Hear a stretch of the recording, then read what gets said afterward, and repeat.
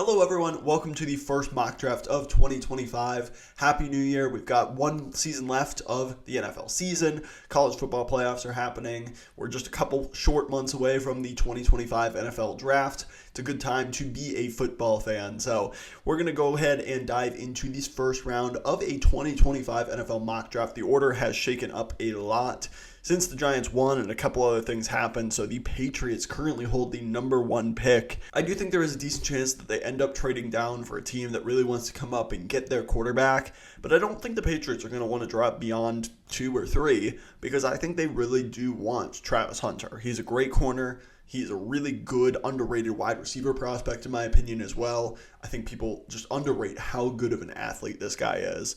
And so if they don't get the right offer, I think there is a very decent chance that they just stick and take Travis Hunter first overall here. So that is what we're going to do for the New England Patriots. At number 2, up next for the Tennessee Titans, I think that quarterback absolutely has to be in the conversation here. I don't think Brian Callahan is overly fond of Will Levis. I think he turns the ball over far too much. He plays with too much risk.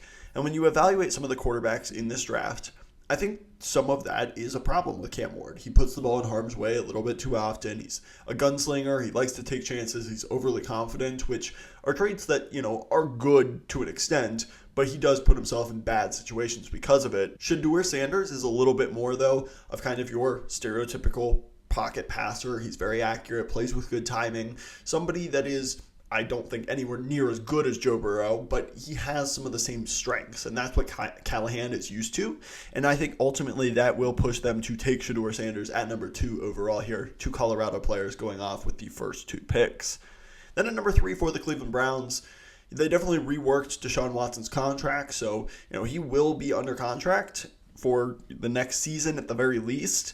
But I ultimately think that there has to be a conversation about taking a quarterback here, and I am going to go with Cam Ward. I think it's very, very evident that Deshaun Watson is not the future of this team. I think both as he's played on the field as well as kind of his leadership ability, his character, all of that just has not worked out in Cleveland. I think they will want to turn the page. And if they're picking 3rd overall, they have an opportunity to do so. If they're picking, 8th overall, 6th overall, and they don't have a chance at going and getting one of these guys, I don't think they're going to force the issue right now on a bad quarterback class. But if one of them kind of falls into their lap, I do think they will take him at pick number 3 here. I have Cam Ward going to the Cleveland Browns. Be very interesting to see how that situation plays out. At number 4 now for the New York Giants, this is, the worst case scenario for the Giants because a win here against the Colts was, huge for the AFC playoff positioning and stuff like that. But for the Giants, obviously you like to see wins, but this was the worst thing possible long term because it means that they are not in a position to get one of those top 2 quarterbacks. To me, Jalen Milroe, the other quarterbacks in this class are not even close to worth this selection. So I think you ultimately have to pivot and go in a different direction. Take a best player available type of approach and then hope you can get a developmental guy in the 2nd round. Maybe you signed a Justin Fields or a Sam Darnold in free agency. I think that, the Giants are going to have to pivot if this is what happens. And I have them going Will Johnson, the corner out of Michigan. Corner is a huge need for them. Deonte Banks has been very, very up and down. The other corners in that room have not been very good. I think Will Johnson has had a little bit of an up and down season, but he has put out some great tape at Michigan. He's, got good size, athleticism. He's got really, really good production and ball skills as well. So I have him going to the Giants at number 4. And number 5 for the Jacksonville Jaguars, another situation where I think they really would like a corner, but Will Johnson and Travis Hunter are already off the board. Offensive line, you could definitely take. You could take, a Will Campbell or a Kelvin Banks, something like that. But I am going to go a different route because I think I could definitely see them being interested in getting another playmaker. And Brian Thomas Jr. has been excellent for this team, so this is not taking anything away from him. I think he's kind of shown he could be a superstar in this league. But I think they would be really intrigued with getting Brian Thomas Jr., Trevor Lawrence, and pairing them with Tetairoa McMillan out of Arizona. He is a very tall, very athletic kind of guy. He's good after the catch, and that would provide kind of a 3-headed monster on offense that you can really build your identity around. I don't think the running game has been a strength of this team, but I could absolutely see McMillan and Brian Thomas Jr. and Trevor Lawrence being the focal points of this offense, and it could be a really interesting team to watch. Up next at number 6 for the Carolina Panthers, I'm going to go with Abdul Carter out of Penn State. He's uber athletic, transitioned from off-ball linebacker to a full-time edge rusher. His athleticism really shows. He bursts off the edge. He has great speed and bend. Really, he's just an athletic freak. And after trading Brian Burns, they don't have anyone to rush the passer. I think Abdul Carter is the best edge rusher in this class, and he provides some serious juice and athleticism off the edge that I think the Panthers absolutely need. At number 7 for the New York Jets, this team is a mess. They're probably going to be moving on from Aaron Rodgers, Devontae Adams, a lot of the identity on offense. Defensively, this team is not super good either, and I think ultimately you just have to take the best player available in this situation because you have needs everywhere. You could reach for a quarterback, you could take a wide receiver to replace Devontae Adams, you could take so many different positions, corner to replace DJ Reed. I'm going to go with Mason Graham though, and you're kind of building on a strength. Quinnen Williams, Mason Graham, you have Quincy Williams in the middle of that defense. Really, I think that is the strength of this team right now, and getting Graham and Williams and all those guys in the middle of that defense together, I think you have a really good defensive line at that point with Jermaine Johnson and Will McDonald.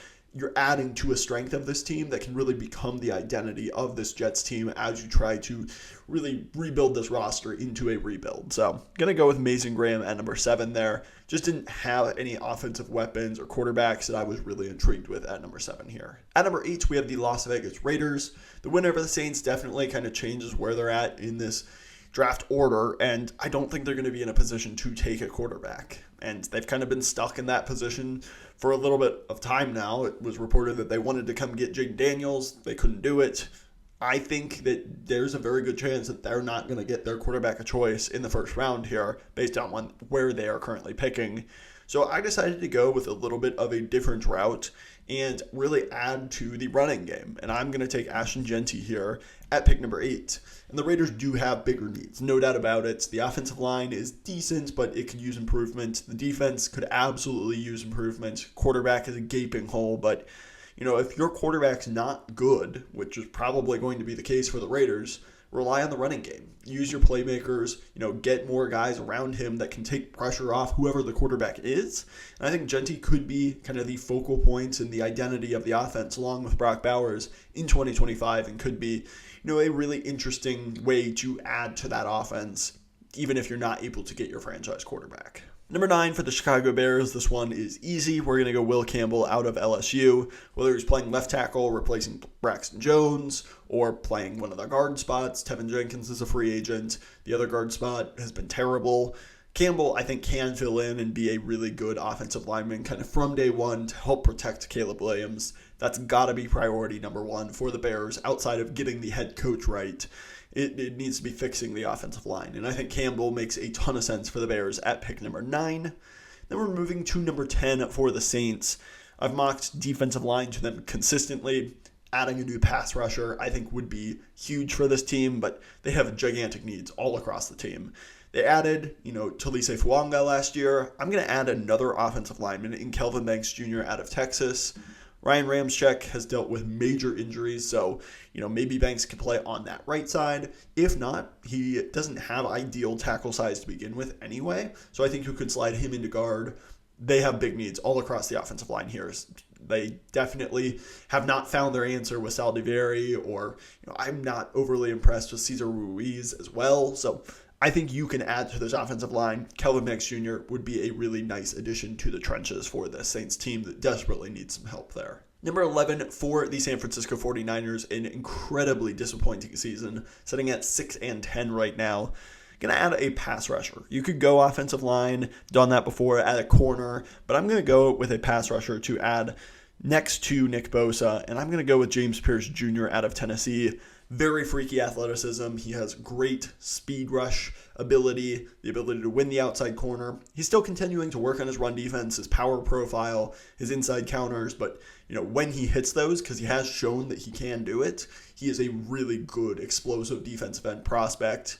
Leonard Floyd and some of the other guys on this 49ers team, I just don't think are long-term answers. They've been searching for that other edge rusher. They tried Chase Young. They've continued to try a lot of different things. I think getting James Pierce Jr., I think he's going to have a really good combine and really good workouts this offseason. I think he's going to end up being a top 15 pick and somebody that can really be a really, really nice number 2 pass rusher next to Nick Bosa in this situation. Number 12 for the Colts, definitely another disappointing year. I think the offense is kind of a big question mark, but so much of that is just based on Anthony Richardson. Defensively, I've been really disappointed with their linebackers. I think that Zaire Franklin, EJ Speed have not played overly well. I think they need to continue to get better at rushing the passer as well.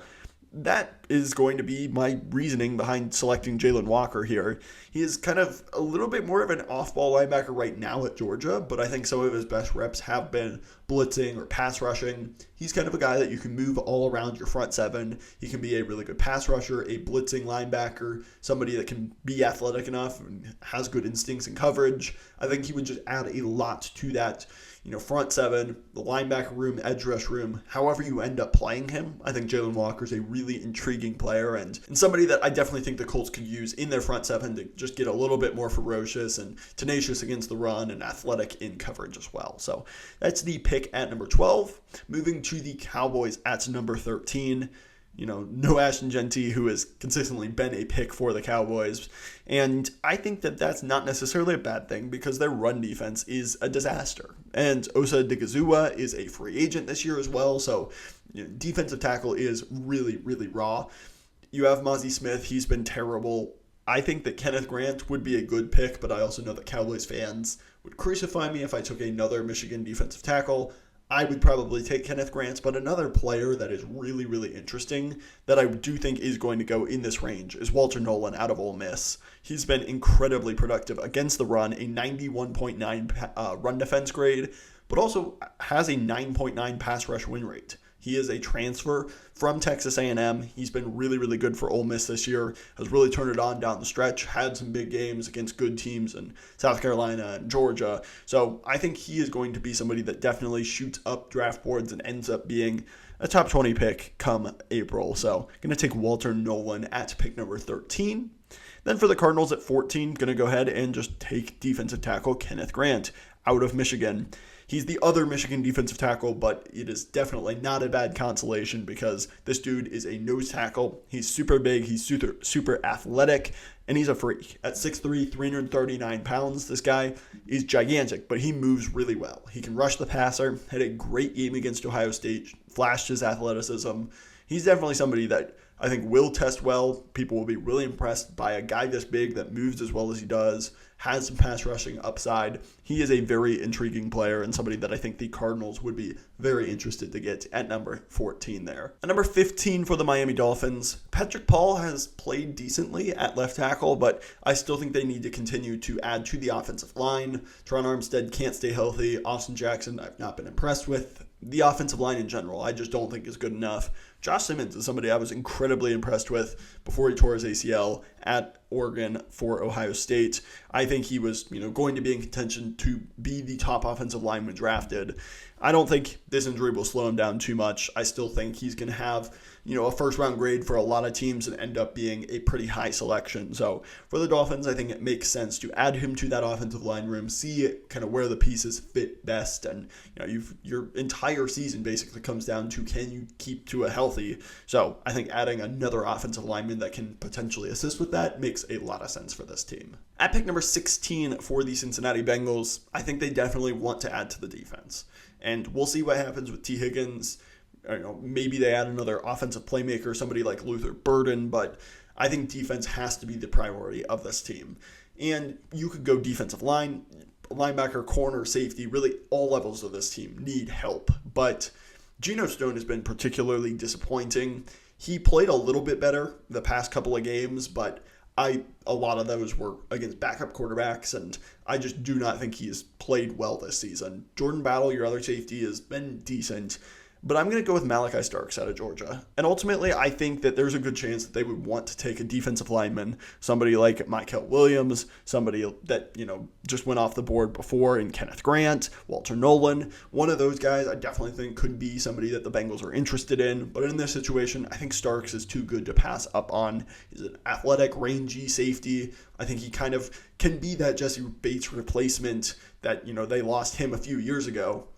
asking him to turn into an all-pro, one of the best safeties in the NFL, is asking a lot. But I think he can be that rangy, instinctual guy that can man up tight ends. He can run with running backs and wide receivers. I think he is a really, really good player and somebody that, based on pure talent, this would be a good selection. And I think it is a position of need based on how Geno Stone has played this year. Number 17 for the Falcons, I am going to go with Mykel Williams out of Georgia. This guy, he needs to continue to put production together because he's not a super developed pass rusher.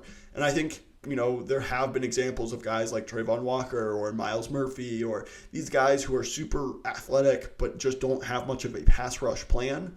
Those guys have struggled, especially early on in the NFL. And I think Mykel Williams is somewhat of a similar type of player. He is a really good run defender, and that helps his floor. I think for the Falcons, adding somebody that can potentially turn into this really good alpha number one edge rusher, that is Mykel Williams, but you need to trust your development.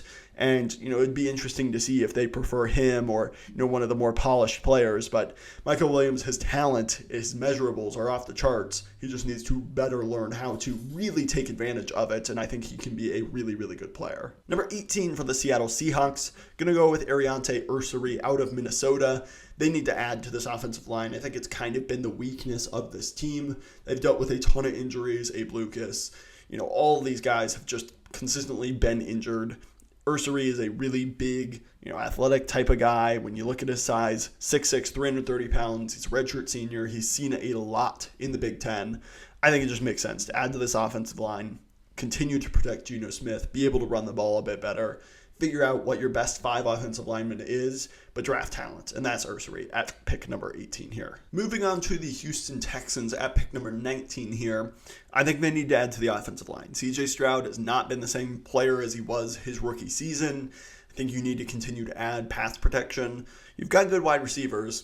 Diggs, we'll see what happens if they bring him back. Tank Dell, definitely long-term injury is a concern there, but I do think that you have weapons. Nico Collins is a great wide receiver. The offensive line has been rough, and in particular the guards. So we're going to look at the offensive line here, and I'm going to take Jonah Savanaia out of Arizona.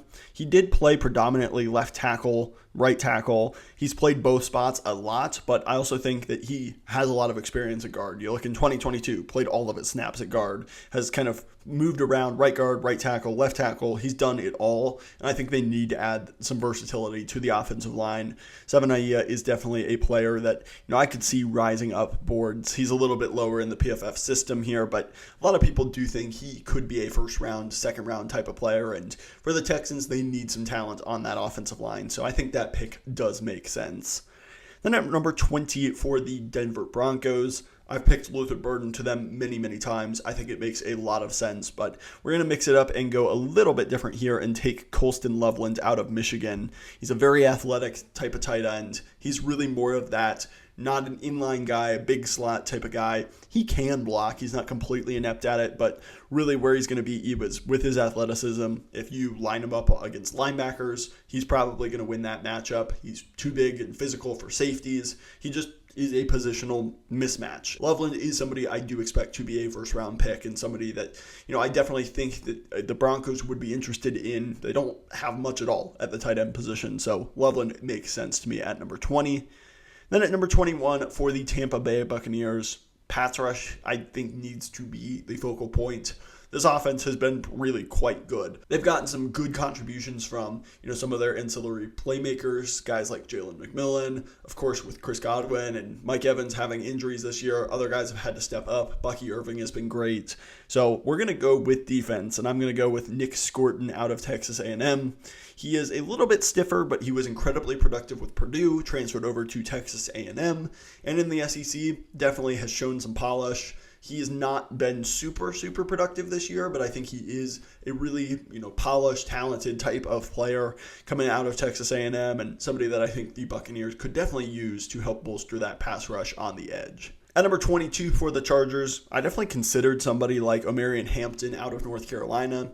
J.K. Dobbins has been productive, but injuries have always been a concern for him.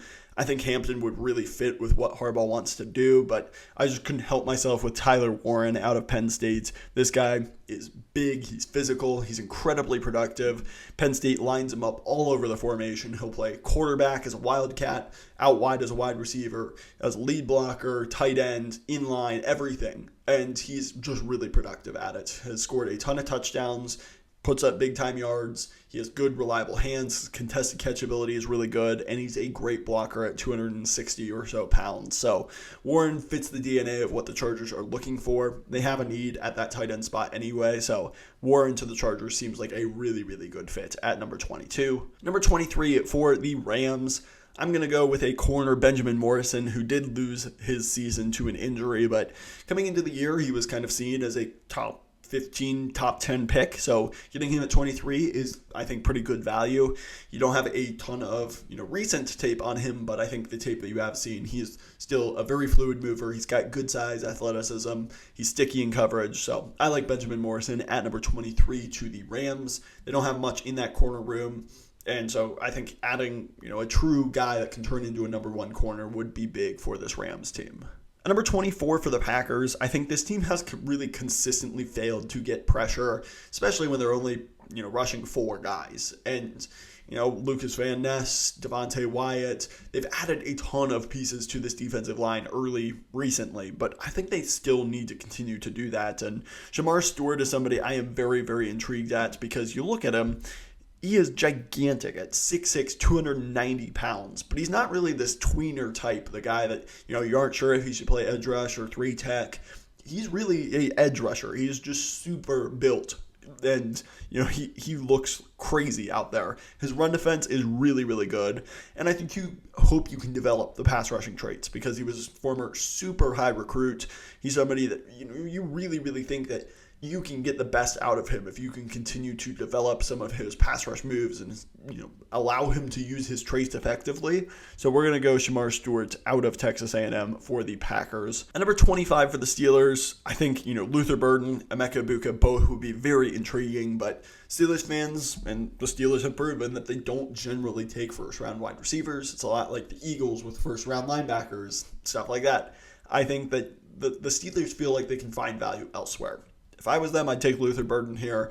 I wouldn't blame you at all if they made that selection. But based on what the Steelers tend to like to do, they like to build through the trenches. They like to be kind of a year ahead.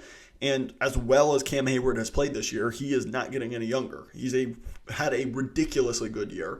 And Keanu Benton's a really good player as well. So this could seem like a bit of a luxury pick. But I think adding somebody like Tyleik Williams, another Ohio State Buckeye, to potentially replace Cam Hayward, I think that makes a lot of sense. Williams is a true nose tackle type. He's super physical against the run. And for his size, I think he does give you a little bit of juice as a pass rusher. Doesn't do it a lot, but his true ability is two-gapping, the ability to stop the run, be physical up front, open up lanes for linebackers and other guys to take on the running back in the backfield. I think Williams is really, really good at that, and he could definitely find himself into the back end of the first round for sure. At number 26 for the Commanders, going to go with a wide receiver, Luther Burden out of Missouri. I would be a little bit surprised if he fell this far, but he did have a down year. I think that, there's just not a ton of hype for this wide receiver class, and I think the Commanders do benefit from it because in this case, you are getting a guy that was incredibly productive just a year ago. His quarterback play fell off a cliff and so did his production, but he's a explosive playmaker. He's great after the catch. I think adding him to a room with Terry McLaurin, who can really be that deep threat, he provides a nice complement for Jaden Daniels in this passing game. So I think that would be a great, great fit for the Commanders at number 26. For the Ravens at number 27, I am going to go with Cam Williams out of Texas.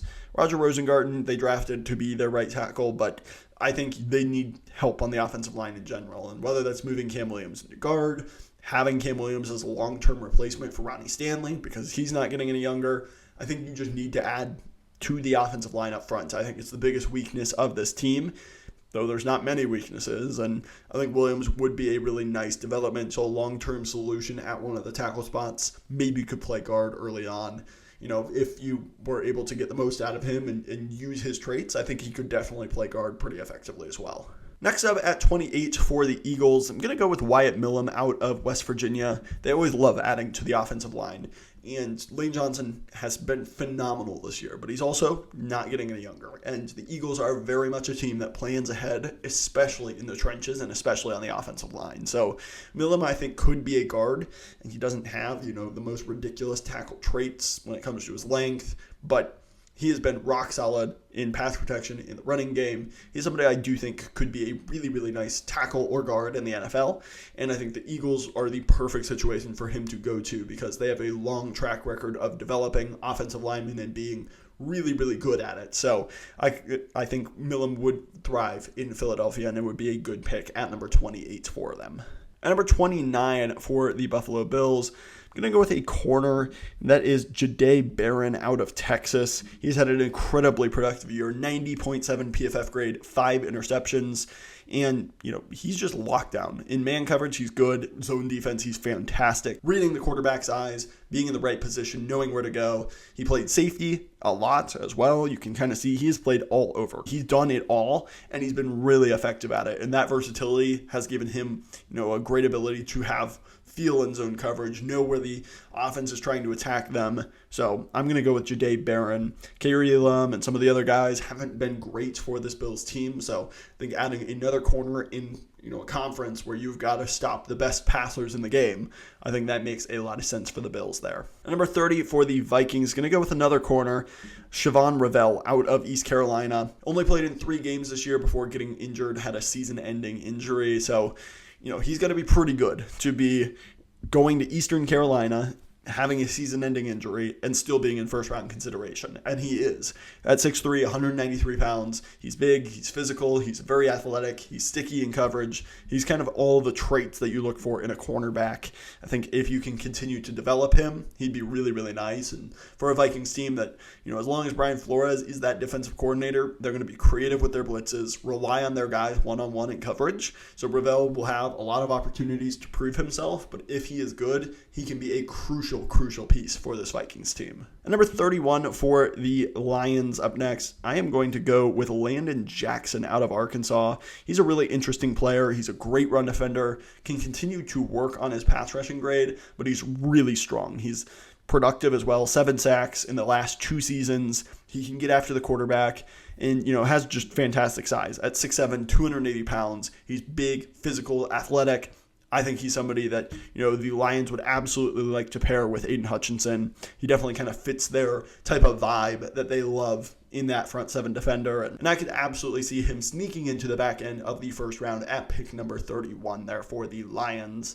And then at 32 for the Chiefs, I've had them taking offensive tackle many times before.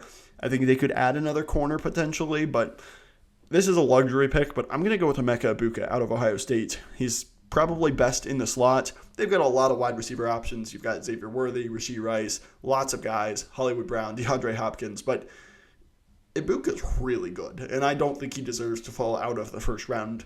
He is very just smart with his route running, his ability to understand where to attack coverages.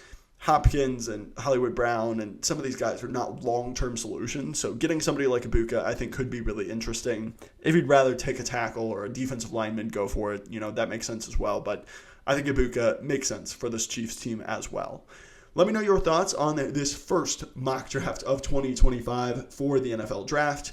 Let me know who you want your favorite team to take, who would be a great fit for your team as well. If you like NFL draft content just like this, we've got top 10 rankings, mock drafts, scouting reports, all the things NFL draft coming up. So please, if you like NFL draft content, hit that subscribe button so you don't miss anything. While you're down there, hit the like button as well. Just helps push this video out to other NFL draft fans like you, and it would truly mean the world. Thank you so much for watching. I will catch you in the next one.